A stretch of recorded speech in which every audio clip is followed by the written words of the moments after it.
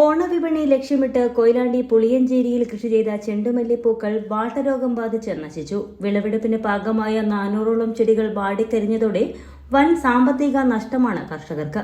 കൂടുതൽ ചെടികളിലേക്ക് രോഗം ബാധിക്കാതിരിക്കാനുള്ള ശ്രമത്തിലാണ് 9 പേരടങ്ങുന്ന കാർഷിക കൂട്ടായ്മ. കൊയിലാണ്ടി നഗരസഭയുടെയും കൃഷിഭവന്റെയും സഹായത്തോടെയാണ് 9 പേർ ചേർന്ന കാർഷിക കൂട്ടായ്മ ചെണ്ടുമല്ലി കൃഷി ആരംഭിച്ചത്. കഴിഞ്ഞ വർഷം കൃഷി ചെയ്ത വിളവിൽ നിന്ന് കിട്ടിയ ഊർജ്ജമാണ് ഈ വർഷവും ചെണ്ടുമല്ലി കൃഷി ചെയ്യാൻ പ്രേരിപ്പിച്ചത്. എന്നാൽ കഴിഞ്ഞ ആഴ്ചയോടെയാണ് ചെടികൾക്ക് ബാക്ടീരിയ മൂലമുണ്ടാകുന്ന വാട്ടരോഗം ബാധിക്കുകയും കൃഷി നശിക്കുകയും ചെയ്തത്. 400ഓളം ചെടികളാണ് രോഗം ബാധിച്ചത്. ഇതോടെ കർഷകർക്ക് വലിയ സാമ്പത്തിക നഷ്ടമുണ്ടായി. കർഷകർ ചേർന്ന് കൃഷിഭവനിലെ ഉദ്യോഗസ്ഥരെ വിവരമറിയിക്കുകയും സ്ഥലത്തെത്തി പരിശോധന നടത്തിയ ഉദ്യോഗസ്ഥർ ആവശ്യമായ പ്രതിരോധ മാർഗങ്ങളും നിർദ്ദേശിച്ചു. രോഗത്തെ തുടർന്ന് നശിച്ച ചെടികളും പിഴുതുമാറ്റി. നഷ്ടമുണ്ടായാലും കൃഷിയിൽ നിന്ന് പിന്നോട്ടു പോവില്ലെന്ന തീരുമാനത്തിലാണ് ഇവർ.